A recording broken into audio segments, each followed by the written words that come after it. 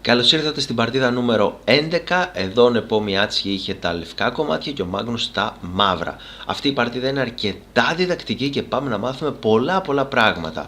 Πρώτα απ' όλα και οι δύο παίκτες σε αυτό το επίπεδο γνωρίζουν πάρα πολλά στη θεωρία. Ίσως η πρώτη έκπληξη πάλι ήταν ότι έπαιξε ο Νέπο την κίνηση ε4, μιας και σχεδόν σε όλες τις προηγούμενες παρτίδες δεν κατάφερε να βγάλει τίποτα, επέλεξε πάλι αυτή την κίνηση και ο Κάλσεν εδώ έπαιξε ε5, το σταθερό του ε5. Ύπος ζ3, ύπος εδώ, η παρτίδα συνεχίστηκε με την κίνηση αξιωματικός γ4, προσπαθεί να παίξει την άμυνα των δύο ύπων, ύπος ζ6 και ο Νέπο λέει όχι, πάει στην κλασική Ιταλική με την κίνηση δ3. Έχουμε την κίνηση αξιωματικός γ5, γ3, η Ιταλική, η πιανίσιμο, Τζιόκο πιανίσιμο, η πολύ αργή Ιταλική, όπου σιγά σιγά θέλει να πάρει χώρο στην πλευρά της βασίλισσας ή να παίξει την κίνηση Δ4. Έχουμε την κίνηση Δ6 ροκέ και εδώ είναι μια πολύ ενδιαφέρουσα στιγμή, γιατί πρέπει να δούμε πως ο Κάλσεν έχει ένα προβάδισμα στο σκορ με 3 παραπάνω βαθμούς, όμως θέλει να παίξει με εξαιρετική ασφάλεια ώστε να μην δώσει την παραμικρή δυνατότητα στον μαύρο. Συνήθως παίζεται εδώ το μικρό ροκέ και τα μαύρα είναι μια χαρά και στη συνέχεια παίζουν κάποια κίνηση, μοντέρνα συνέχεια είναι το α5 για να σταματήσει κάποια επέλαση πιονιών στην πτέρυγα της βασίλισσας. Όμως ο Κάλσεν εδώ έπαιξε πρώτα την κίνηση α5 προσπαθώντας να σταματήσει οποιαδήποτε επέλαση εκεί, και συνήθως τα λευκά προσπαθούν να φτιάξουν μια γρήγορη επίθεση στην πτέρυγα του βασιλιά, οπότε κρατάει για λίγο ακόμα το βασιλιά του στο κέντρο. Ο Νέπο δεν έχει καταφέρει ακόμη να ανοίξει το κέντρο ή να κάνει κάποιο τέτοιο, κάτι δραστικό. Έχουμε την κίνηση πύργος ε1, αξιωματικός α7, φεύγοντας πάνω από αυτά τα τέμπο του δ4 και τώρα ύπος α3. Έχουμε θ6, ύπος γ2, μανουβράρει τον ύπο και κάποια στιγμή θέλει να παίξει δ4 ή να αλλάξει τους αξιωματικούς. Τώρα, μιας και τα έχει παίξει όλα αυτά ο Κάλσεν και έχει παίξει και την κίνηση θ6 για να σταματήσει οποιαδήποτε κάρφωμα πάνω εκεί, κάνει το μικρό του ροκέ. Αξιωματικός ε3, έπαιξε αυτή την κίνηση ο Νέπο. Δεν είναι και εύκολο να προτείνουμε πολλές κινήσεις με τα λευκά σε αυτό το αργό σύστημα. Έχουμε τις ανταλλαγές και εδώ έχει παιχτεί μια άλλη παρτίδα Μαξίμ Βασίλα Γκράφ εναντίον του Καρουάνα και αυτή η παρτίδα συνεχίστηκε με αξιωματικό ε6. Ο Κάλσεν όμως έπαιξε την κίνηση πύργος ε8 προσπαθώντας να κάνει τα πάντα σταθερά και να μην χαλάσει καν τα πιόνια του εδώ στο κέντρο. Τώρα ο Νέπο δεν έπαιξε αμέσως την πιο επιθετική κίνηση που θα μπορούσε να παίξει, η οποία είναι η κίνηση βασίλισσα β3, γιατί ο Κάλσεν είχε μετρήσει πολύ όμορφα ένα τακτικό κόλπο εδώ και το τακτικό κόλπο είναι α4. Αν φάει τώρα στο z7, ο βασιλιάς θα πάει στο z8 κρατώντας μια επαφή με τον αξιωματικό, η βασίλισσα απειλείται που τον υποστηρίζει και η βασίλισσα δεν έχει καλά τετράγωνα για να υποστηρίξει τον αξιωματικό. Μόνο ένα μένει, όπως το προβλέπετε εδώ, αλλά έπειτα από την κίνηση ύπος α4, συνεχίζοντας να απειλεί τη βασίλισσα και βλέπετε ότι το πιόνι κρατάει εδώ, απειλεί, εδώ είναι το άλλο λογάκι, εδώ αξιωματικός από το ε8, οπότε η βασίλισσα πρέπει να φύγει και ο μαύρος θα φάει τον αξιωματικό.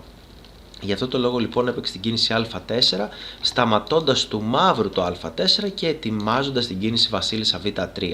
Έχουμε αυτή την κίνηση, έχουμε ανταλλαγές, βασίλισσα β3 και β6. Ο Μάγνους έχει παίξει όλα τα κομμάτια του σταθερά, όλα είναι πολύ σταθερά, δεν είναι ότι έχει κάποιο πλεονέκτημα, ο λευκός είναι ελάχιστα καλύτερος, αλλά ο μαύρος δεν αντιμετωπίζει προβλήματα.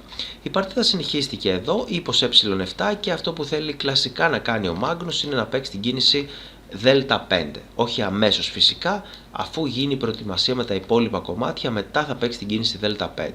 Ο Νέπο έπαιξε μια ωραία μανούβρα και πολύ τυπική μανούβρα σε αυτές τις θέσεις, η οποία είναι το θ3 με ιδέα να βγάλει ξανά τον ύπο να κάνει αυτή τη μανούβρα και να δημιουργήσει κάποια προβληματάκια. Θα ήταν λίγο καλύτερο να έχει και το μαυροτετράγωνο αξιωματικό και την ντάμα προς την άλλη μεριά της σκακέρας για να δημιουργήσει κάποιο πρόβλημα. Anyway, θ3. Έχουμε τις κλασικές προετοιμασίες και από τους δύο παίκτες, έβαλε εδώ και τελικά ο Μάγνους έφαγε. Αν φάει με τον ύπο θα παίξει τελικά την κίνηση δ5 και θα συνεχίσουν αρκετές ανταλλαγές, όπου το παιχνίδι είναι πολύ κοντά πάλι στην ισοπαλία, έχουμε αλλάξει και βασίλισσες και φαίνεται ότι ο Νέπο δεν μπορεί πραγματικά να απειλήσει εδώ τα μαύρα. Στην παρτίδα παίχτηκε το πιόνι, έφαγε το πιόνι και υπάρχουν ιδέες πολλές φορές όπου θα παίξουμε την κίνηση Ι3, Ρουά Ι2 και ίσως οι πύργοι αρχίσουν να διπλώνουν εδώ στη Θ στήλη και ο ύπος ίσως έρθει στο Ζ5 κάποια στιγμή και μπορεί να υπάρχει κάποιο τακτικό χτύπημα. Όλα αυτά θα ήταν πολύ πιο δυνατά με τον αξιωματικό μάλλον στο Γ1, αλλά δεν είναι και τόσο εύκολο να το φτιάξει όλο αυτό. Και εδώ η παρτίδα συνεχίστηκε με Δ5 γιατί όλα τα σχέδια του λευκού είναι αργά, οπότε ο μαύρος χτυπάει στο κέντρο και ο Νέπο, αν απλά φάει, βλέπετε πως μερικές φορές όταν έχει ανοίξει το σκορ, οι παίκτες πρέπει να παίξουν πιο επιθετικά και να βρούνε κάτι. Εδώ ο Νέπο ήταν υποχρεωμένος να κάνει κάποιες επιθετικές κινήσεις, γιατί αν απλά αλλάξει όλα τα κομμάτια κάπως έτσι, το παιχνίδι λογικά θα λήξει ισόπαλο και αυτό, οπότε ο Κάλσεν θα διατηρούσε τον τίτλο του. Οπότε έπαιξε την ενδιαφέρουσα κίνηση Δ4 και βάζοντας και μερικές παγίδες. Έφαγε εδώ και όπως σας είπα και σε προηγούμενη παρτίδα δεν μπορούμε ποτέ να αποφύγουμε το μέτρημα. Ακόμα και στις πιο απλές θέσεις πρέπει να μετρήσουμε πάρα πολύ καλά και ο Κάλσεν μέτρησε πάρα πολύ καλά, τρώει με το πιόνι του. κόβει Δ5 και εδώ έπαιξε φοβερή κίνηση, το είχε μετρήσει όλο αυτό ο Κάλσεν, έπαιξε την κίνηση πύργος Ε4.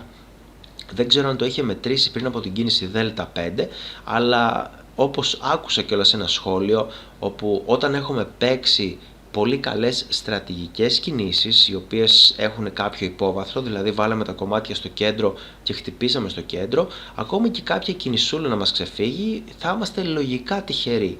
Λογικά, όχι πάντα, πρέπει να μετράμε κανονικά τις συνέχειες, αλλά αν μας φύγει κάτι κάποια στιγμή, μπορεί να είμαστε τυχεροί, όπως ήταν ο Μάγνους εδώ. Γιατί έπαιξε Δ4, είπαμε, έφαγε και τώρα έχει μια πολύ ωραία κίνηση και η κίνηση είναι πύργος Ε4.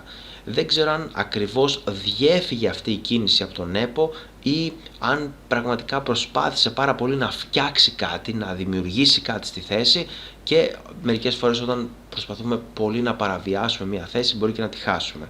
Είναι πολύ τυπικό αυτό και αυτό συμβαίνει πάρα πολύ συχνά όταν παίζουμε και με κάποιον κατώτερο σε επίπεδο έλο, δηλαδή με κάποιον που έχει λιγότερο έλο από εμάς. Αυτός που έχει περισσότερο έλο πολλές φορές προσπαθεί να πιέσει και παίρνει ρυψοκίνδυνες αποφάσεις. Έτσι λοιπόν χάνονται και πολλές παρτίδες. Έπαιξε την κίνηση Βασίλισσα Γ2, ο πύργος πήγε στο Ζ4 και εδώ προσπαθεί να μην αλλάξει απλά τα κομμάτια, να μην βγει με το απομονωμένο πιόνι, δηλαδή να φάει ή έτσι ή με τον πύργο, οπότε προσπαθεί να παίξει μαχητικά την κίνηση Ι3. Εδώ πάλι ένα δίκοπο μαχαίρι και κάτι πρέπει να κάνει ο Μάγνους. Ο Μάγνους συνέχισε με τις καλύτερες κινήσεις, οι οποίες είναι τρώει τον ύπο, τρώει εδώ και τώρα η Βασίλισσα τρώει στο Ι4. Και βλέπουμε ότι εδώ έχει πολλά προβλήματα ο Λευκός. Ο Λευκός έχει σχεδόν χαμένη θέση, χάνει θέση του Λευκού, γιατί έχει ανοίξει το βασιλιά του και το παραβίασε πολύ ο Νέπο. Έπαιξε την κίνηση Βασιλιά Ζ1, έκανε σαχ, δεν μπορεί απλά να φύγει στο Ε2, θα μπορούσε να φύγει, αλλά όταν γίνει αυτή η κίνηση μπορούμε να φάμε εδώ, απειλούμε τον πύργο, αυτό είναι ένα πολύ όμορφο τακτικό χτύπημα και όταν φάει ο βασιλιάς ο μαύρος κερδίζει. Πώς κερδίζει? Εύκολα, ναι, κερδίζει με το σούβλισμα, βασίλισσα εκεί και μόλις φύγει από εδώ τρώμε τη βασίλισσα και κερδίζουμε, αυτή είναι η ιδέα. Έτσι λοιπόν έπαιξε το βασιλιά εκεί στο Ι1, ίσως θεώρησε και ο Νέπο και μπήκε σε αυτή τη συνέχεια ότι ο Λευκός θα μπορούσε να κάνει εύκολα, ο Μαύρος θα μπορούσε να κάνει εύκολα ισοπαλία σε αυτά τα δύο κουτάκια, να γυρίζει τη βασίλισσα μπρος και πίσω και έδειχνε λίγο άνετος ότι έπαιζε αυτές τις κινήσεις χωρίς να έχει και πολλά πράγματα να κάνει. Εδώ υπάρχουν δύο καλές κινήσεις, μπορείτε να πατήσετε πάλι παύση στο βίντεο και να σκεφτείτε πώς θα παίζετε με τα λευκά. Είναι μια όμορφη διδακτική στιγμή όπου έχουμε τουλάχιστον δύο κινήσεις που κερδίζουν και τι θα παίζετε. Η κίνηση που κερδίζει πιο πολύ είναι η κίνηση πύργος, είναι η κίνηση να φάει στο Ζ2 πρώτα απ' όλα και όταν φάει η βασίλισσα δεν έχει πολλά να κάνει, ο βασιλιάς πάλι δεν μπορεί να φάει, έχουμε το ίδιο σούβλισμα όπως είπαμε στο Θ2. Πρέπει να φάει η βασίλισσα και ο πύργος θα πάει στο Δ6 και τώρα δεν έχει να κάνει τίποτα ο Λευκός, για παράδειγμα αν φάει εδώ έχουμε το σαχ και πρέπει να μπει η βασίλισσα μπροστά, γίνεται ματ σε αυτή τη θέση.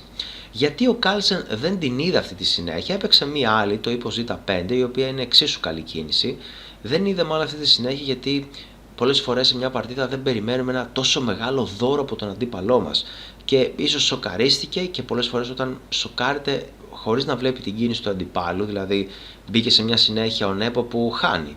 Έτσι, και είναι πολύ δύσκολο να παίξουμε σε τέτοιες στιγμές. Οπότε λοιπόν έχασε αυτή την κίνηση ο Magnus, αλλά έπαιξε μια εξίσου πολύ καλή κίνηση. Αν βρήκατε μία από αυτές τις δύο κινήσεις, μπράβο.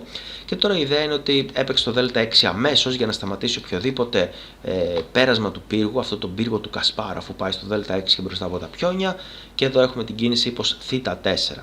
Δεν μπορεί φυσικά να φάει το πιόνι για να κάνει κολπάκια, γιατί ακολουθεί μάτ σε δύο κινήσεις, το οποίο είναι έτσι. Είναι μάτ σε μία κίνηση βασικά, ύπος Ζ3 είναι μάτ. Δεν μπορεί να φάει το πιόνι. Άρα λοιπόν έφαγε εκεί και τώρα ακολούθησε αυτό το σαχ. Πήγε εκεί, πολύ καλά μετρημένο από τον Κάλσεν και ύπος Ζ3. Πάρα πολύ ωραία κίνηση. Η ιδέα πάλι είναι ότι αν φάει το πιόνι ακολουθεί μάτ σε δύο κινήσεις. Έχουμε σαχ και ματ. Αυτή η κίνηση είναι ματ γιατί άνοιξε ο πύργος. Έχουν λίγο δυσκολία αυτά στο μέτρημα και ειδικά αν χτυπάει το ρολόι μας είναι πιο δύσκολο να τα μετρήσουμε. Γι' αυτό πρέπει να κάνουμε αρκετές ασκήσεις πριν από την παρτίδα για να είμαστε 100% σίγουροι ότι τα μετράμε όλα καθαρά. Και φυσικά πρέπει να έχουμε πολύ καλή νοερή απεικόνηση, δηλαδή να βλέπουμε τη σκακέρα στο μυαλό μας πάρα πολύ καθαρά. Βλέπετε εδώ για να παίξουμε την κίνηση ύπος Ζ3 πρέπει να δούμε τι θα γίνει όταν φάει και ότι ανοίγει ο πύργος. Αν δεν έχουμε καλή οπτικοποίηση δεν μπορούμε να τα δούμε καθαρά. Και ήδη στο πρόγραμμα προπόνησης που έχω φτιάξει έχουμε μιλήσει πάρα πολύ για την οπτικοποίηση και ελπίζω να έχετε ακολουθήσει σιγά σιγά τα βηματάκια για να μπορέσετε να μετρήσετε κι εσείς πολύ καλά στις θέσεις σας. Έπειτα από αυτή την κίνηση έβαλε Βασίλισσα Ζ2 το μοναδικό και ο Κάλσεν έπαιξε πολύ ωραία πάλι, έκανε πρώτα σαχ, αναγκάζοντας τον αντίπαλο να παίξει εδώ. Αν πήγαινε στο ε2 η Βασίλισσα, τότε απλά θα έτρωγε τον πύργο, θα μπορούσε να το φάει έτσι, οπότε φάγαμε πίσω τη διαφορά και συνεχίζουμε να κάνουμε επίθεση. Έτσι λοιπόν πρέπει να βάλει τη Βασίλισσα εδώ και έχουμε αυτές τις φορσέ ανταλλαγές και τελικά τρώγει το πιόνι. Ο μαύρος έχει ένα πιόνι παραπάνω, η θέση του είναι σχεδόν κερδισμένη, αλλά πρέπει να προσέξει πάρα πολύ πώς θα το κάνει. Και ο Κάλσεν, τρομερός επαγγελματίας σε αυτά, έπαιξε πάρα πολύ ωραία. Έβαλε ο Νέπο το βασιλιά εδώ, πύργος Δ2, απειλώντας το πιόνι, έπαιξε τον πύργο εκεί, έτοιμος να βγάλει κάποιο αντιπαιχνίδι και σας το λέω και από την εμπειρία μου ότι αν δεν προσέξετε και πολύ τώρα με τα μαύρα, δηλαδή παίξουμε κάποια επιπόλαια κίνηση, ο λευκός μπορεί να βγάλει κάποιο πολύ επικίνδυνο παιχνίδι στην τέρικα της Βασίλισσας και όχι μόνο ανισοπαλία, μπορεί και να χάσουμε αν δεν προσέξουμε. Αλλά ο Κάλσεν έπαιξε αυτή τη σταθερή κίνηση, έχουμε εδώ τρώει ο πύργος, δεν έχει αφήσει τίποτα ανοιχτό και πύργος α2. Βλέπετε προσπαθεί να αλλάξει αν θέλει όλα αυτά τα πιόνια, να είναι 100% σίγουρος ότι δεν θα πάει κάτι στραβά. Έχουμε το βασιλιά μέσα και βλέπετε ότι αν δεν κάνει κάτι ο Μάγνους, τότε ο αντίπαλος βασιλιάς θα μπει εδώ, θα φάει μάλλον και τα δύο πιόνια και μετά αν δεν σμπρώξουμε γρήγορα το πιόνι μπορεί να χάνουμε. Άρα λοιπόν θέλει πολύ μεγάλη προσοχή και ακρίβεια. Βλέπετε πως το έκανε το Ήτα 6 που παίζει, είναι μια κίνηση ακριβίας που το έχει μετρήσει από πιο πριν.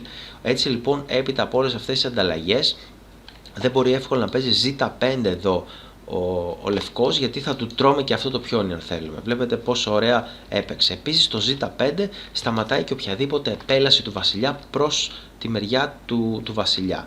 Θ5 αρχίζει ο αγώνας δρόμου εδώ, έπαιξε αυτή την κίνηση πρώτα, εδώ να το κρατάει και τώρα αρχίζει ο αγώνας δρόμου, σμπρώχνει και άλλο το πιόνι του, τρώει ο βασιλιάς, Θ2, πύργος Β1 να κρατήσει το πιόνι και ο Κάλσεν τα έχει υπολογίσει όλα πάρα πολύ ωραία.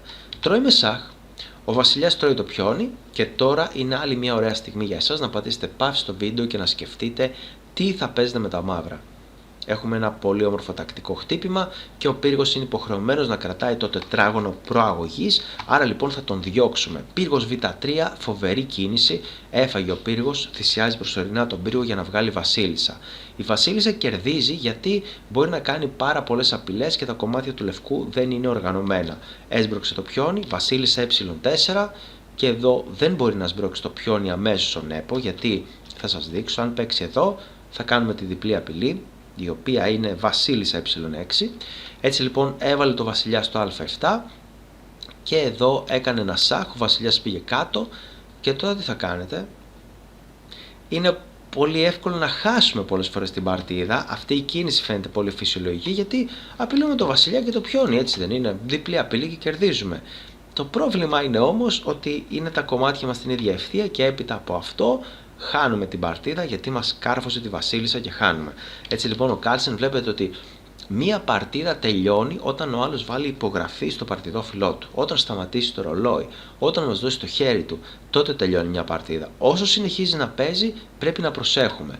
Ρουάι τα 7, ο πύργος πήγε εδώ και έπειτα από το βασίλισσα Γ5 που απειλεί τον πύργο, απειλεί το πιόνι, όπως το λένε, έχει μια επαφή με τον πύργο, δεν έχει να κάνει τίποτα ο Νέπο και έτσι λοιπόν εγκατέλειψε. Ο Κάρλσεν κέρδισε αυτό το μάτς με συν 4 βαθμούς. Ελπίζω να καταλάβατε όλες τις παρτίδες, μπορείτε να τις ξαναδείτε κάποια στιγμή για να μάθετε ωραία πράγματα και εγώ μαθαίνω πάρα πολλά καθώς αναλύω όλες αυτές τις υπέροχες παρτίδες από το παγκόσμιο πρωτάθλημα και θα χαρώ να σας δω ξανά σε κάποιο μελλοντικό μάθημα ή ακόμη και στο επόμενο παγκόσμιο πρωτάθλημα σκακιού. Ευχαριστώ πολύ και καλή επιτυχία στις παρτίδες σας.